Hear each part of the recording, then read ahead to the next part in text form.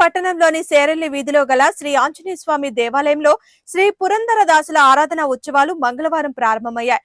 ఆలయ అర్చకులు ప్రాణేశాచారి ఆధ్వర్యంలో ఉదయం ఆంజనేయ స్వామికి తేనెతో అభిషేకం నిర్వహించారు.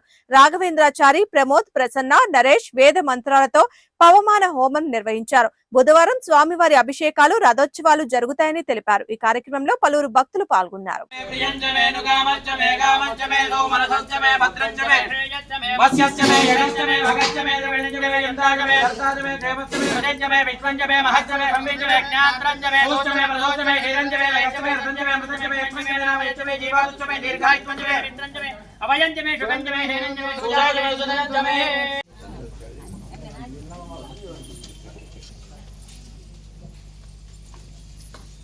हरि ओम